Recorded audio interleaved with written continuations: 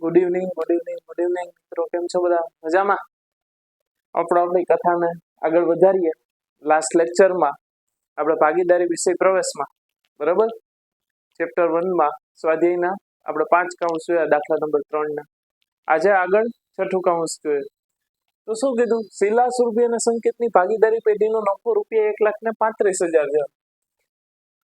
જે 3:2:3 ના પ્રમાણમાં વેચવાને બદલે ભૂલથી 2:1:3 ના પ્રમાણમાં વેચ્યો છે. આ ભૂલ સુધારવા મૂડી ખાતે કઈ અસર આપવી પડે?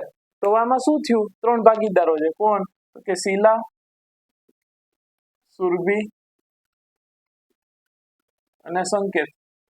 આ 3 ભાગીદારો છે. હવે એનો નફો છે ને એ કયા પ્રમાણમાં વેચ્યો? તો કે 3:2:3 ના પ્રમાણમાં. આ ભાગ પાડવાના હતા આ પ્રમાણમાં નફાના. પણ કર્યું શું? મારા જેવો નંગ હતો, બરાબર, મૂર્ખ, એને શું કર્યું? 2:1:3 ના પ્રમાણમાં ભાગ પાડી નાખ્યા. પાડવાના હતા કેમાં? તો કે 3:2:3 ના પ્રમાણમાં. પાડ્યા કેમાં? તો કે 2:1:3 ના પ્રમાણમાં વેચાય. તો આનો મતલબ શું થાય? તો કે નફાની કેવી થઈ? ખોટી વેચણી થઈ. તો ખોટી વેચણી થઈ જાય તો એને સુધારવા માટે મૂડી ખાતે કઈ અસર આપવી પડે એ જોવાનું. કારણ કે નફાની ક્યાં આપણે નોંધ કરીએ? મૂડી ખાતે, ભાગીદારોના. તો એના માટે કઈ એના મૂડી ખાતે અસર આપવાની છે એ આપણે પ્રશ્ન કીધો છે. રેડી? આ ભૂલ સુધારણા વાળા દાખલા છે. રેડી? કરીએ શરૂઆત. આપણે તો સમજાઈ ગયું ને? પેલા દાખલો સમજાવવો જોઈએ કે શું કહે છે. પેલા એક કોષ્ટક દોરીએ. વિગત,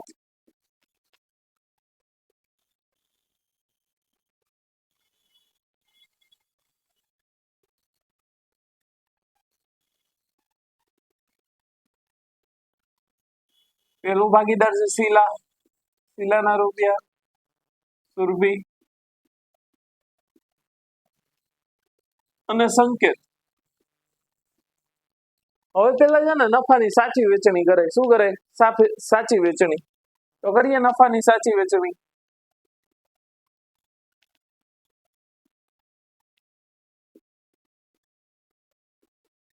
કયા પ્રમાણમાં કરવાની? તો કે 3:2:3 ના પ્રમાણમાં કરવાની છે. પેઢીનો નફો કુલ કેટલો છે? તો કે 1,35,000. હવે એના ભાગ ક્યાં પાડવાના? 3:2:3 ના પ્રમાણમાં ભાગ પાડો. જે કેટલા થાય? 1,35,000 ના 3:2:3 ના પ્રમાણમાં ભાગ પાડીએ તો કે 50,625. આના કેટલા થશે? આનું પ્રમાણ 2 છે તો 33,750. સોરી, 1,35,000 ના આપણે 33,750 અને આના 50,625. આવી રીતના ભાગ પડશે. આ કયા પ્રમાણમાં પડ્યા? તો કે સાચા પ્રમાણમાં, જે છે 3:2:3 ના પ્રમાણમાં. હવે શું કરવાનું? તો કે હવે પેલા નફાની ખોટી વેચણી કરી એ પણ લખી લે. શું કર્યું? નફાની ખોટી વેચણી. એ કયા પ્રમાણમાં વેચી આપણે? તો કે 2:1:3 ના પ્રમાણમાં. બરાબર?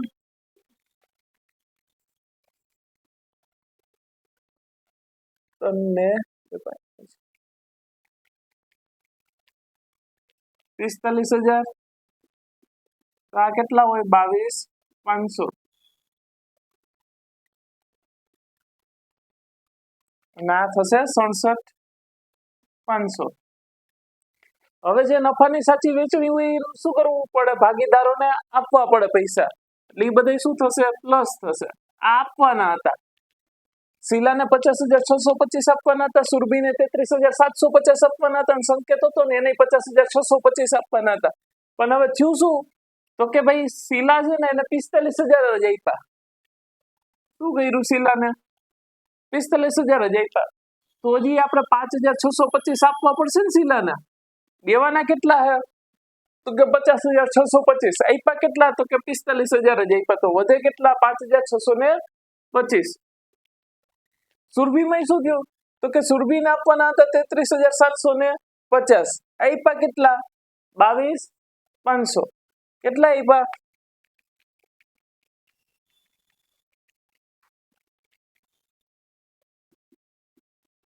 તો સુરભીને હજી 11,250 આપવા પડશે ને કારણ કે આપવાના હે કેટલા તો કે 33,750 આપણે આપીએ કેટલા તો કે 22,500 તો હજી એને પણ કેટલા આપવા પડશે તો 11,250 આપવા પડશે ને ભાઈ સમજાય હવે આ જે સંકેત હતો ને એને આપવાના હતા 50,625 પણ આપી દીધા કેટલા 67,500 આપી દીધા તો હજી આપણે એની પાસેથી શું કરવું પડશે 16,875 પાછા લેવા પડશે શું કરવું પડશે પાછા લેવા પડશે કે ભાઈ લાઈ પૈસા તને વધારે દેવાઈ ગયા 16,875 જે કોના હે તો કે એમાંથી 5,625 શીલાના હે અને 11,250 કોના હે તો કે સુરભીના હે સમજાય છે તો હવે જે પ્લસ હોય છે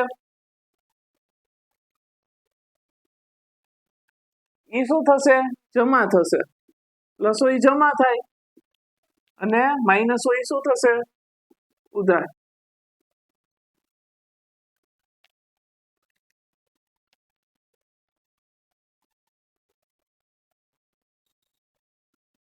રેડી અહીંયા સુધી સમજાણું હવે આને મૂડી ખાતે કઈ અસર આપવી પડે તો એના માટે ભૂલ સુધારણાનો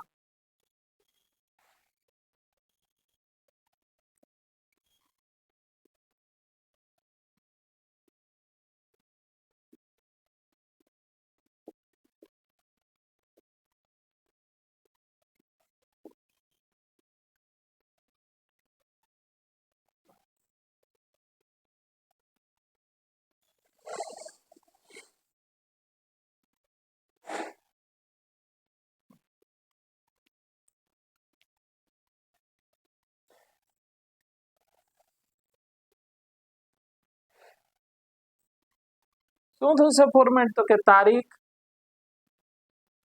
વિગત પછી શું હોય ખાપા ઉધાર રૂપિયા જમા રૂપિયા તો ભૂલ સુધારણા નોંધ લખીએ આપણે શું થશે આ બે શીલાના મૂડી ખાતે જમા થશે સુરભીના મૂડી ખાતે શું થશે જમા થશે તો ઉધાર કોના ખાતે થશે તો કે સંકેતના ખાતે રેડી તો સંકેતના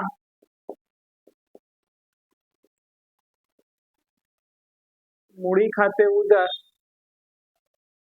કેટલા થશે 16,875 તે જમા કેના ખાતે કરશું તો કે શીલાના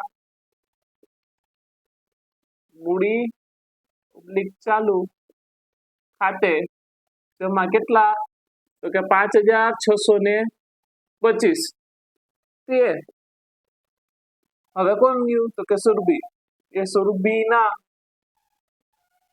મૂડી ચાલુ ખાતે કેટલા આવશે 11,250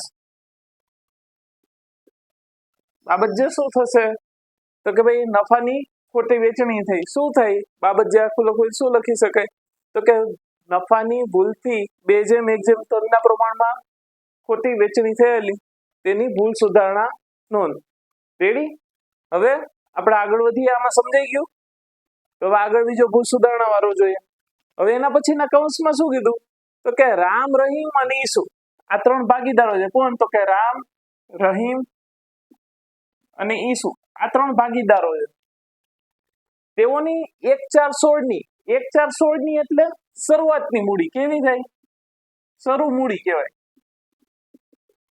આપણે શું કીધું 1,416 એટલે શરૂ મૂડી કેટલી છે તો કે રામની 60,000 છે પછી રહીમ છે એની 40,000 છે અને ઈસુ છે એની કેટલી છે તો કે 50,000 છે રેડી અહીંયા સુધી સમજાણું પછી વર્ષના અંતે નફાની વેચણી કર્યા પછી માલુમ પડ્યું વાર્ષિક હિસાબો બની ગયા પછી ખબર પડ્યું નફો વેચી દીધો બધું થઈ ગયું ક્લોઝિંગ થઈ ગયું બરાબર પછી ખબર પડ્યું કે મૂડી પર 6% લેખે વ્યાજ ગણવાનું જ રહી ગયું છે તો તેની ભૂલ સુધારણા નોંધ લખવાની છે હવે એની મૂડી તો છે આપણી પાસે હવે આપણાથી ભૂલ શું થઈ તો કે નફાની વેચણી કરી પછી ખબર પડી કે 6% લેખે મૂડી પર વ્યાજ ગણવાનું રહી ગયું છે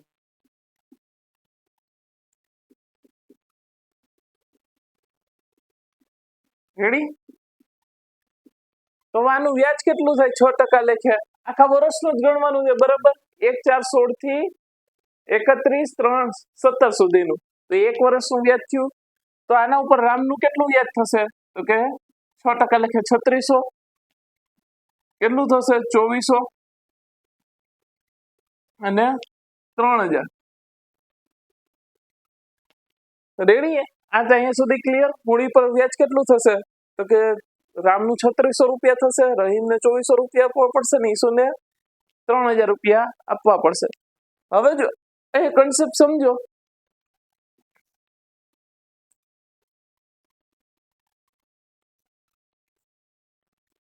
હવે જે મૂડી પરનું વ્યાજ હોય ને કેવું મૂડી પર વ્યાજ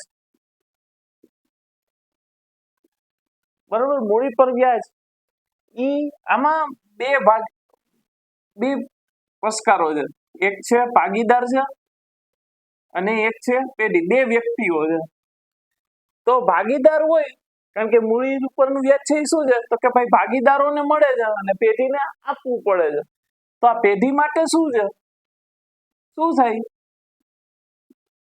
અને ભાગીદાર માટે શું થશે આવક થશે જો આ એમસીક્યુ માટે પણ ઉપયોગી છે ખાસ યાદ રાખજો મૂડી પરનું વ્યાજ એ ભાગીદાર માટે શું કહેવાય આવક કહેવાય કારણ કે મૂડી ભાગીદારોએ આપી હોય પેઢીને તેના ઉપર વ્યાજ મળે એ ભાગીદારો માટે શું થશે આવક થશે અને પેઢી માટે એ શું થશે ખર્ચ છે કારણ કે ભાગીદારોને મૂડી પરનું વ્યાજ ચૂકવવું પડશે તો ભાગીદાર માટે તો આવક છે પણ પેઢી માટે એ શું થશે ખર્ચ થશે હવે આની યારે બીજો પણ એક કન્સેપ્ટ યાદ રાખી જ લ્યો ભેગા ભેગ આવી રીતના બીજું શું હોય તો કે ઉપાડ પરનું વ્યાજ હોય હવે તો ઉપાડ પરનું વ્યાજ આનાથી શું હોય ઉલટું હોય કારણ કે ભાગીદાર માટે કેવું હશે કેવું હોય ખર્ચ છે ને કારણ કે ઉપાડ ભાગીદારે કર્યો હોય ધંધામાંથી કઈ પણ વસ્તુ લઈ જાવ બરાબર તેના ઉપર મારે વ્યાજ પેઢીને ચૂકવવું પડશે તો મારા માટે એ શું થયું ખર્ચ થયું પણ પેઢી માટે શું થશે આવક થશે ને કારણ કે એનું ઉપાડ જે કર્યો છે ભાગીદારે પેઢીમાંથી તો એના ઉપર એને વ્યાજ ચૂકવવું પડે તો પેઢીને ઈ મળશે તો પેઢીની આવક છે અને ભાગીદારનો ખર્ચ છે સમજાણા બે કન્સેપ્ટમાં શું ફેર છે એક મૂડી પરનું વ્યાજ છે એક ઉપાડ પરનું વ્યાજ છે મૂડી પરનું વ્યાજ એ ભાગીદાર માટે શું છે આવક છે પણ પેઢી માટે ખર્ચ છે ત્યાંથી 4 MCQ પણ બને સમજાય ઉપાડ પરનું વ્યાજ ભાગીદાર માટે શું છે તો ખર્ચ છે પેઢી માટે શું છે આવક છે હવે એ આ કોન્સેપ્ટમાં એ શું કામ છે એ તમને કહું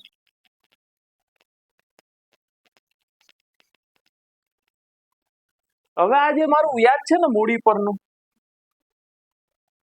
રામના કેટલા તો કે 3600 રૂપિયા રહીમના કેટલા 2400 રૂપિયા અને ઈસુના કેટલા 3000 રૂપિયા તો 3600 પ્લસ 2400 પ્લસ 3000 એટલે કુલ કેટલા થયા તો કે 9000 રૂપિયા થયા આ 9000 રૂપિયા જે છે ને એ ભાગીદારો માટે તો આવક જ છે ને એ આ કેટલા છે તો કે રામને 3600 આપવાનું થશે રહીમને 2400 આપવાનું થશે અને ઈસુને 3000 રૂપિયા આપવાના થશે પણ હવે એટલા 9000 રૂપિયા ઈ શું છે પેઢી માટે હમણાં જ લખ્યું કે આપણે પેઢી માટે શું છે મૂડી પરનું વ્યાજ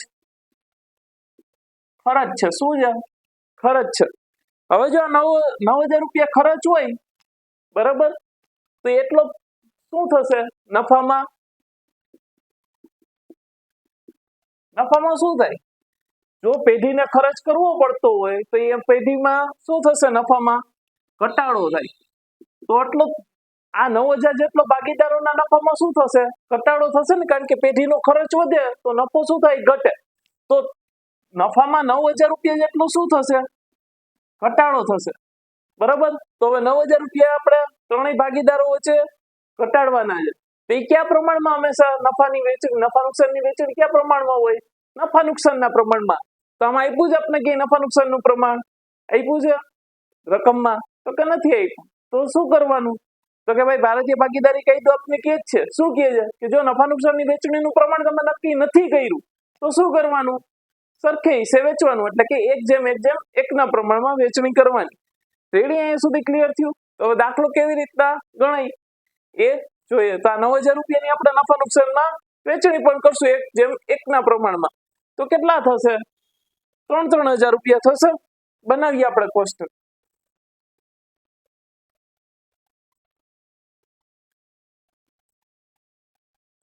વિગત બરાબર 3 ભાગીદાર રામ રૂપિયા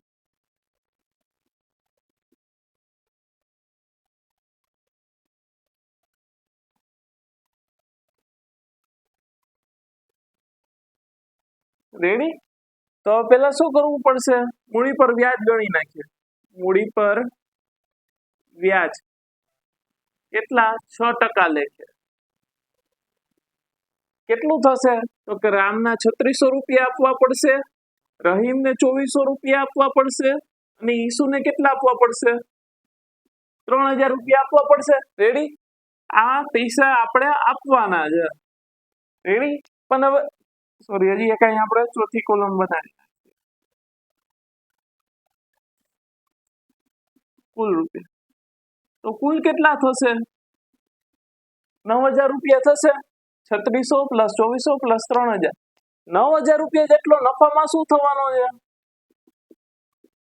ઘટાડો થવાનો છે તો ઈ કોને નફાનો ઘટાડો કોની યાર હોય ભાગીદારોના અરે સંકળાયેલો હોય તો ભાગીદારોને એટલો નફો ઓછો મળે એના માટે શું કરવાનું તો કે નફામાં ઘટાડો હવે ઈ કયા પ્રમાણમાં વેચવાનો છે ઘટાડો તો કે 1:1:1 ના પ્રમાણમાં 9000 ના 3 ભાગ પાડો જે કેટલા થશે 3000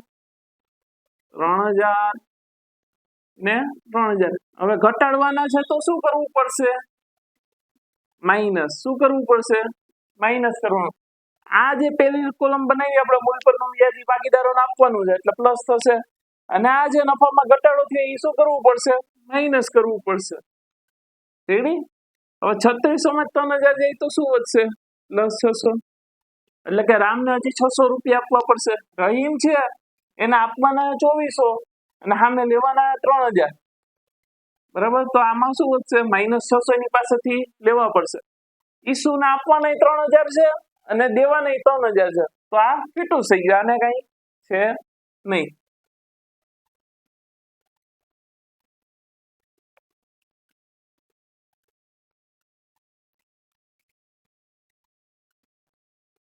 રેડી તો આના ઉપરથી સમજાણું તો આ રામને 600 રૂપિયા મળશે અને રહીમ પાસેથી લેવાના રહીમ પાસેથી 600 લઈને આપણે કોને આપી દેવું રામને આપી દેવું કારણ કે રામ પાસે આપણે 600 રહીમને 600 લેવાના છે અને રામને દેવાના છે તો આના માટે કુલ સુધારણા નોંધ લખીએ કુલ સુધારણા નોંધ શું થશે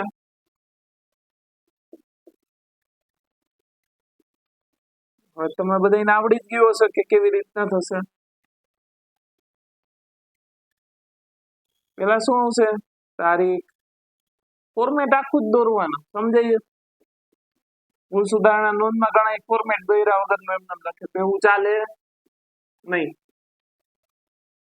શું ફેર પડે 1 મિનિટમાં ફોર્મેટ દોરી લેવાનું ઉધાર રૂપિયા જમા રૂપિયા રેડી તો આમાં શું થશે કોના ખાતે ઉધાર કરવાના કોના ખાતે જમા કરવાના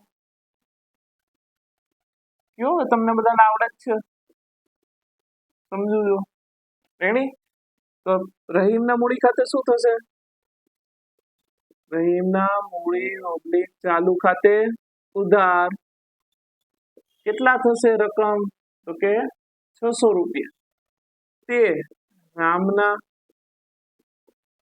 મૂડી / ચાલુ ખાતે જમા 600 બાબત જે શું થશે તો કે ભૂલથી મૂડી ઉપર વ્યાજ ગણવાનું રહી ગયું તેની ભૂલ સુધારણા નોંધ રેડી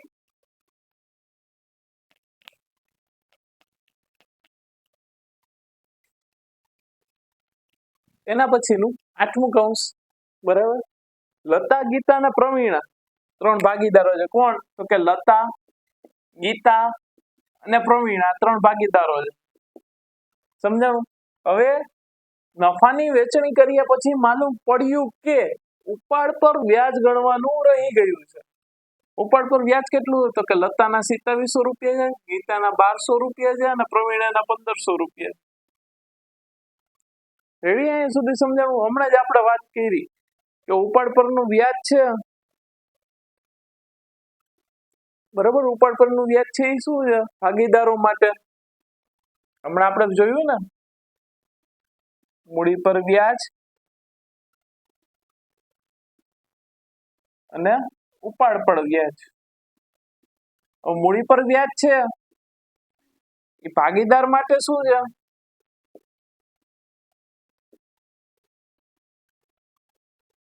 અને પેઢી માટે ઉપાડ પરનું વ્યાજ.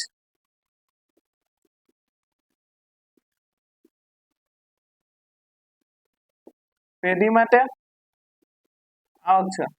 તો લતાએ 2700 રૂપિયા આપવા પડશે કોને? તો કે પેઢીને. ગીતાએ કેટલા આપવા પડશે? 1200 આપવા પડશે. અને આને કેટલા આપવા પડશે પ્રવીણાએ? તો કે 1500 રૂપિયા. તો કેટલા થશે? 5400 રૂપિયા થશે. 2700 પ્લસ 1200 પ્લસ 1500. બરાબર, રેડી અહીંયા સુધી? તો 5400 રૂપિયા ભાગીદારોએ આપવા પડશે. કોને આપવા પડશે? તો કે પેઢીને. હવે પેઢીને આવક થાય તો નફામાં શું થાય? પેઢીને કઈ આવક થાય, પેઢીને આવક થઈ તો શું થાય? નફામાં વધારો થાય. તો હવે આ 5400 રૂપિયા એટલો શું થશે? નફામાં વધારો થશે. ની કોને મળશે? તો કે ભાગીદારોને મળશે. ભાગીદારોને નફો કયા પ્રમાણમાં મળશે? આમાં આપ્યું છે પ્રમાણ? નથી આપ્યું. તો શું કરવાનું? તો કે તો ભારતીય ભાગીદારી કાયદો છે અને એ શું કે ભાઈ નફા નુકસાનની વેચાણ પ્રમાણ નથી નક્કી કર્યું તો કયા પ્રમાણમાં વેચી નાખવાનું? 1:1 ના પ્રમાણમાં. રેડી? તો કરીએ આગળ.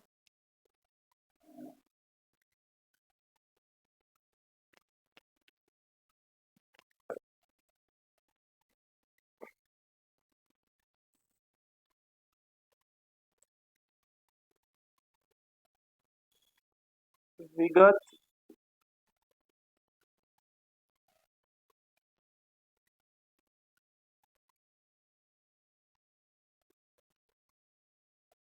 પેલું કોણ છે? તો કે લતા, ગીતા. અને ત્રીજો ભાગીદાર કોણ છે? તો કે પ્રવીણા. અહીંયા આવશે કુલ. પેલા શું કરવાનું? પેલા શું કરશું?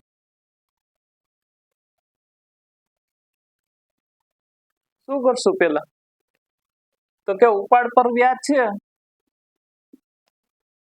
એ ભાગીદારોની શું છે? સોરી, ઉપાડ પર જેટલું વ્યાજ છે બરાબર, તો કેટલું છે? 2700 પ્લસ 1200 પ્લસ 1500. એટલે કુલ કેટલા થશે? તો કે 5400 રૂપિયા થશે. તો આ 5400 રૂપિયા શું થશે? ભાગીદારોને આ પેઢી માટે આવક છે એટલે ભાગીદારોના નફામાં વધારો થશે. તો ભાગીદારના નફામાં વધારો થશે. આ 5400 રૂપિયા એ કયા પ્રમાણમાં વેચશું? તો કે 1:1 ના પ્રમાણમાં. રેડી? તો પેલા નફામાં વધારાની નફામાં વધારો 1:1 ના પ્રમાણમાં ભાગ પાડીએ તો કેટલા થશે? 5400 ને 3 ભાગ્યા ઉપર તો 1800.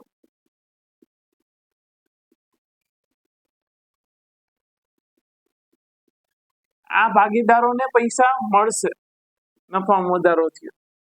રેડી? હવે ઉપાડ પર વ્યાજ. ઉપાડ પર વ્યાજ કેટલું વસૂલ કરવાનું? તો કે લતા પાસે 2700 રૂપિયા લેવાના. ગીતાજીની પાસે કેટલા લેવાના? તો કે 1200 લેવાના. પ્રવીણા છે તો એની પાસે કેટલા લેવાના? 1500 લેવાના. રેડી? સમજાઈ ગયા? અહીંયા કેટલા આવશે? લતાને 1800 આપવાના, સામે કેટલા લેવાના? 2700 લેવાના. તો કે 900 રૂપિયા લેવાના છે. બરાબર? હવે ગીતાને શું કરવાનું? તો ગીતાને આપવાના 1800 અને માગી આપણે લેવાના એની પાસે કેટલા? 1200. તો હજી એને 600 રૂપિયા આપવા પડશે. પ્રવીણા હે તો એને 1800 રૂપિયા આપણે દેવાના હે અને સામે લેવાના કેટલા? તો કે 1500 રૂપિયા જ લેવાના. તો એને 300 રૂપિયા હજી આપવા પડશે. સમજાઈ ગયું?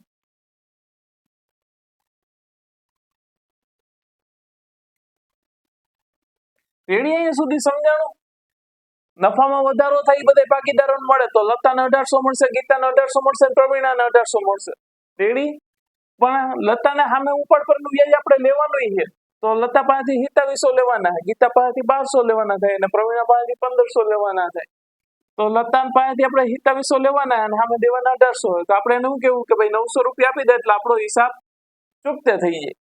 બરાબર. ગીતાને એમ જ કેવું ભાઈ તને અમારે 1800 રૂપિયા દેવાના, બરાબર, અને તારી પાસે લેવાના 1200 રૂપિયા, તો એટલે 600 રૂપિયા રહી એટલે આપણો હિસાબ ચૂકતે. અને પ્રવીણાને એમ જ કેવું કે ભાઈ તને 1800 અમારે દેવાના, પેઢી એમ જ કહેશે, ભાઈ પેઢી કહેશે કે 1800 રૂપિયા તને દેવાના અને અમારે સામે તારી પાસેથી 1200 રૂપિયા લેવાના છે, તો એટલે એક કામ, સોરી 1500 લેવાના છે, તો આપણે શું કહેશું કે ભાઈ અલ્યો 300 રૂપિયા રાખો એટલે આપણો હિસાબ ચૂકતે. રેડી. આ માઇનસ છે એ શું થશે, પ્લસ હોય એ શું થાય, જમા. રેડી. તો હવે એની આપણે ભૂલ સુધારણા નોંધ લખીએ.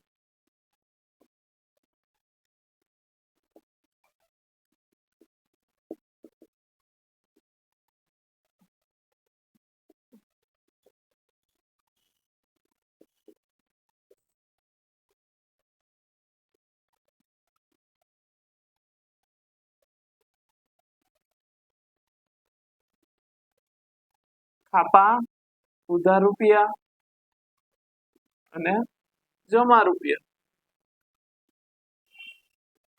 રેડી. તો હવે આમાં કોના ખાતે ઉધાર કરવાનું છે, તો કે લતાના. તો લતાના મૂડી ઓબ્લિક ચાલુ ખાતે ઉધાર કેટલા, તો કે 900 રૂપિયા. હવે તે સોરી બીજો ભાગીદાર કોણ છે, લતા અને ગીતા. તો ગીતાના મૂડી ઓબ્લિક ચાલુ ખાતે જમા કેટલા, તો કે 600. તે પ્રવીણાના મૂડી ઓબ્લિક ચાલુ ખાતે શું થશે, જમા કેટલા થશે, તો કે 300 રૂપિયા. અને બાબત જે શું થાય, તો કે બાબત જે ઉપાડ પર વ્યાજ ગણવાનું રહી ગયું તેની ભૂલ સુધારણા નોંધ કરી તેના. તેડી અહીંયા સુધી સમજાણો. બરાબર. હજી પાછું ગઈને તમને કહું છું, કારણ કે આ ઘણી વાર એક્ઝામમાં પૂછાય છે. ઉપાડ પરનું વ્યાજ પેઢી માટે શું છે, આવક છે, અને ભાગીદાર માટે ખર્ચ છે. ત્યારે આનાથી મૂડી પરનું વ્યાજ છે એ શું છે, ઉલટું છે. મૂડી પરનું વ્યાજ હોય તો એ ભાગીદાર માટે શું છે, આવક છે, પેઢી માટે ખર્ચ છે. રેડી. અહીંયા સુધી જાય આપણે આગળના સમમાં, આપણી કથાના આગળ લઈ જઈએ. રેડી. તો આગળની કથામાં શું છે, મુકેશ, ધવલ અને વિનોદ 3 ભાગીદારો છે. કોણ છે, તો કે મુકેશ, ધવલ અને વિનોદ એક પેઢીના ભાગીદારો છે. તેઓની મૂડીનું પ્રમાણ 4:2:3 છે. મુકેશને નફામાંથી ઓછામાં ઓછા ઓછામાં ઓછા રૂપિયા 35,000 મળશે જ એવી ખાતરી ધવલ અને વિનોદે આપી છે. જો પેઢીનો નફો રૂપિયા 90,000 થયો હોય તો ભાગીદારો વચ્ચે નફાની વહેંચણી કેવી રીતે થશે એ આપણે કહેવાનું છે. તો પહેલી વસ્તુ તો મૂડીનું પ્રમાણ આપ્યું છે, એનું આ દાખલામાં કઈ કામ છે નહીં. આપણે કેનું નફાની વહેંચણી કરવા માટે જોઈએ પ્રમાણ, તો કે નફા નુકસાનનું જોઈએ, જે આમાં આપ્યું નથી. તો આપણે શું કરશું, નફાની વહેંચણી કેવી રીતના થશે, સરખેઈ છે. રેડી. હવે જે મુકેશ નામનો ભાગીદાર છે ને, આ દાખલામાં છે શું, તો કે મુકેશ નામનો જે ભાગીદાર છે ને, એને નફામાં ઓછામાં ઓછા 35,000 તો મળવા જોઈએ. વધારે મળે તો વાંધો નથી. બરાબર. જે તે સમયે આ ધવલ અને વિનોદ બે ધંધો કરતા હતા. બરાબર. એને મુકેશને કીધું કે ભાઈ તું અમારા ધંધામાં આવતો રહે, તને ઓછામાં ઓછા 35,000 આપશું. તો મુકેશ એમ કે ભાઈ એમ નહીં, તમે મને ગેરંટી આપો તો હું આવું. તો ધવલ અને વિનોદે શું કીધું, આ બે ભાગીદારો છે ને, ધવલ અને વિનોદ, એને કીધું મુકેશને કે ભાઈ મુકેશ તું ઉપાધિ કરીમાં, તને ઓછામાં ઓછા 35,000 મળશે. નહીં ઘટતી રકમ જે હશે ને એ અમે ભોગવી લેશું. ભાઈ એવી બે કોને ખાતરી આપી, તો કે ધવલ અને વિનોદે. કોને આપી, તો કે મુકેશને આપી. મુકેશ કે ભાઈ તો મને વાંધો છે નહીં. રેડી. તો હવે પેલા તો આપણે જોઈએ શું કરવાનું. રેડી. હવે આને થોડું કરપ્ટ કરી નાખીએ.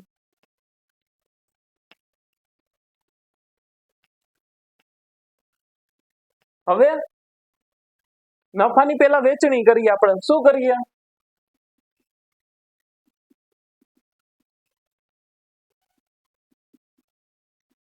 નફાની વેચણી કરવી છે. કોણ ભાગીદાર છે પેલા? તો કે મુકેશ, ધવલ અને વિનોદ. આ ત્રણેય ભાગીદારો છે. હવે નફા નુકસાનની વેચણી કરવા માટે શેનું પ્રમાણ જોઈએ? તો કે નફા નુકસાનનું પ્રમાણ જોઈએ. જે છે નહીં તો આપણે હમણાં જ નક્કી કર્યું. શું કરવાનું? સરખેઈ છે. રેડી? તો પેઢીમાં નફો કુલ કેટલાનો થયો? તો કે 90,000 રૂપિયાનો થયો. તેનો મતલબ કે 90,000 એને 1/3 90,000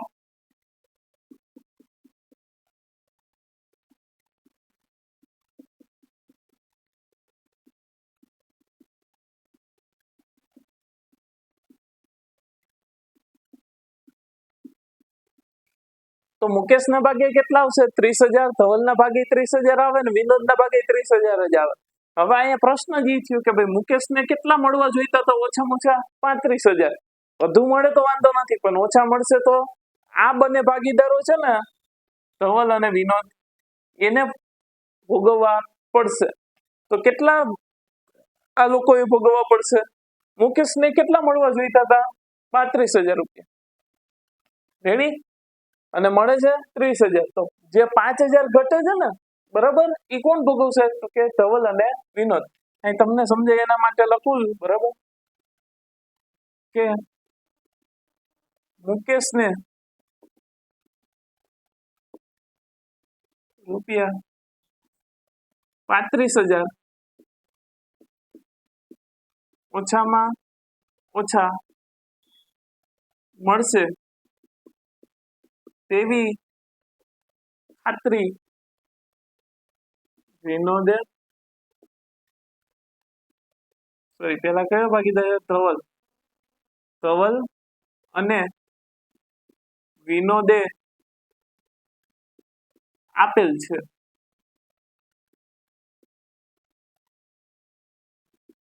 તેથી ખૂટતી રકમ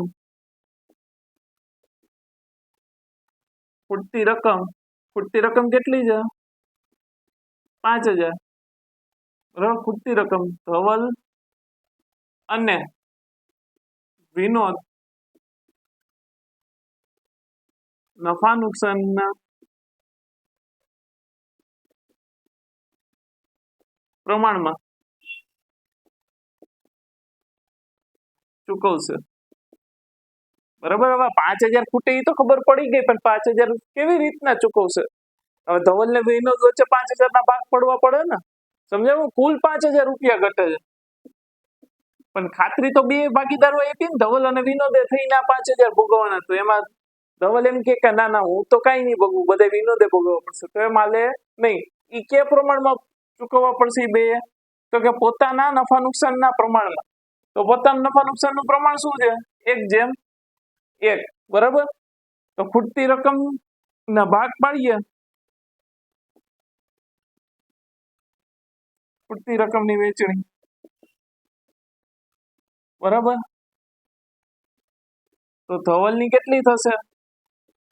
કેટલા ઘટે છે? 5,000. પ્રમાણ કેટલું છે? 1/1. તો કેટલા થશે? 2,500 રૂપિયા. વિનોદે પણ કેટલા આપવા પડશે? 2,500 રૂપિયા, કારણ કે પ્રમાણ કેટલું છે? 1/2. રેડી? તો કરીએ નફાની વેચણી. હેડિંગ બાંધીએ નફાની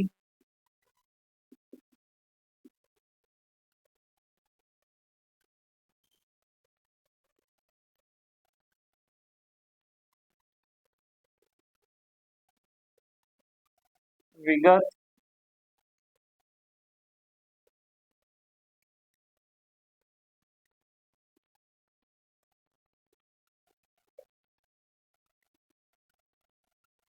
પેલો ભાગીદાર કોણ છે? તો કે મુકેશ, ધવલ,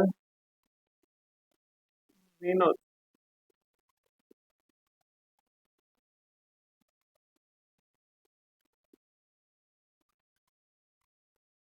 રેડી? તો પેલા શું કરીએ? નફાની વેચણી કરી નાખીએ.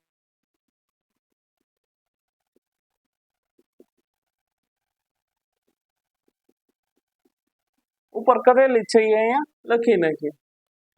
ધવલને મુકેશને 30,000 નફો મળે, ધવલને 30,000 મળે છે અને વિનોદને કેટલા મળે?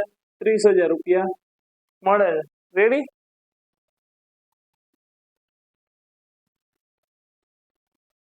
હવે શું કરવાનું છે? તો કે 5,000 આપવાના. કોને? મુકેશને. આપી દે મુકેશને 5,000. એ 5,000 લેવાના કોની પાસે છે? તો કે ધવલ અને વિનોદ પાસે. એ લઈ લઈએ. ધવલ પાસેથી 2500 લઈ લઈએ એટલે માઇનસ કરવા પડશે અને વિનોદને 2500 માઇનસ કરવા જોઈએ. રેડી? સમજાઈ ગયો? એમ કે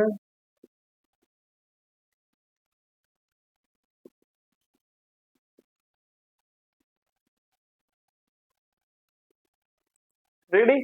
તો મુકેશને કુલ કેટલા પૈસા મળશે? તો કે 35,000 મળશે. ધવલને કેટલા મળશે? તો કે 27,500 મળશે અને વિનોદને કેટલા મળશે? 27,500.